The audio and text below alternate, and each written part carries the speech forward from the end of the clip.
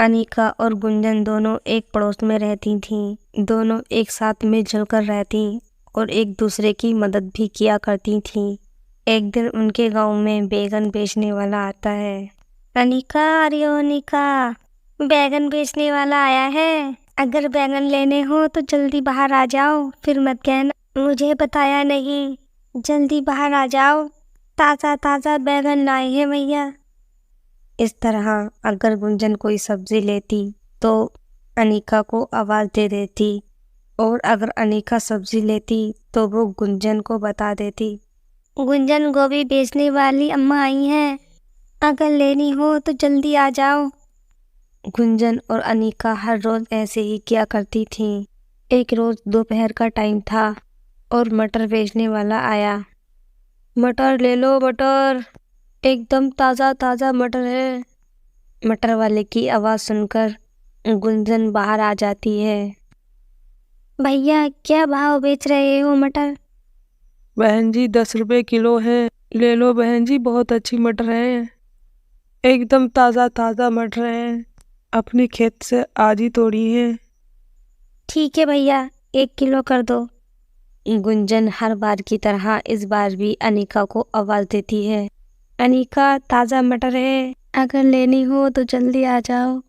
गुंजन अनीका को कई बार आवाज़ लगाती है, लेकिन अनीका का कोई जवाब न मिलने पर गुंजन ये सोचकर चली जाती है, हो सकता है अनीका गहरी नींद में सो रही हो और इसीलिए वो मेरी आवाज़ भी नहीं सुन पा रही है।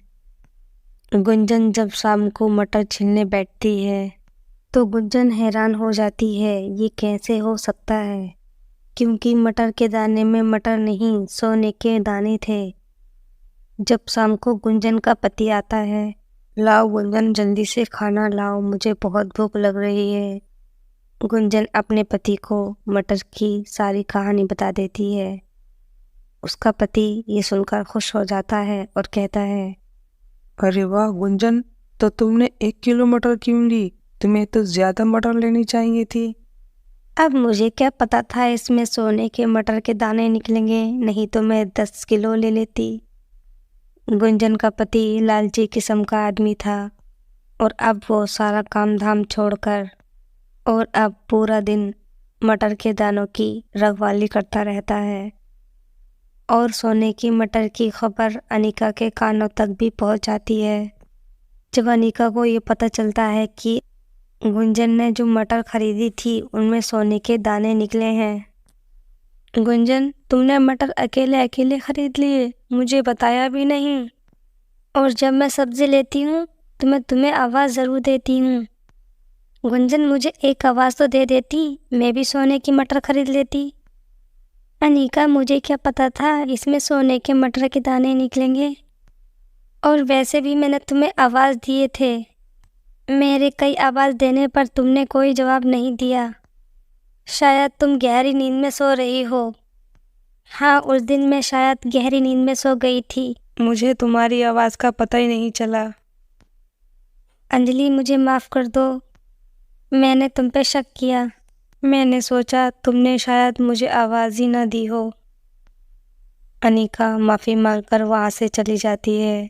गुंजन और गुंजन का पति दिन ब दिन अमीर होते जा रहे थे और अनीका वही टूटे फूटे हालातों में ज़िंदगी काट रही थी। एक दिन फिर मटर बेचने वाला आता है।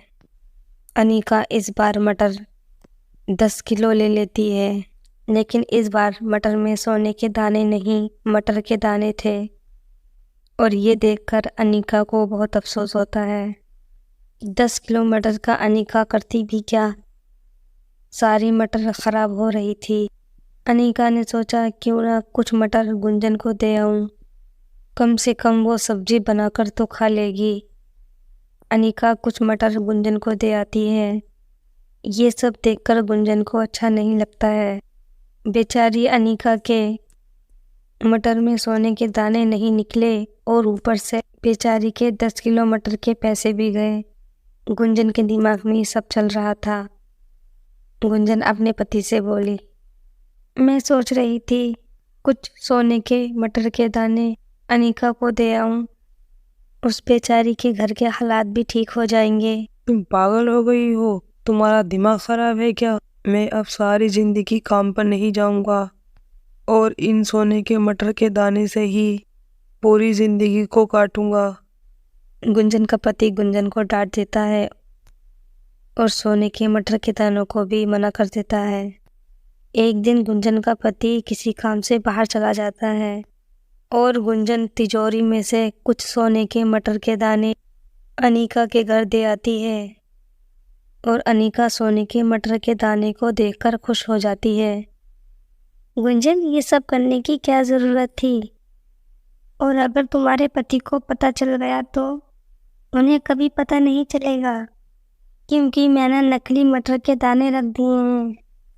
इस तरह अनीका भी अमीर हो जाती है और गुंजन के पति को पता भी नहीं चलता है।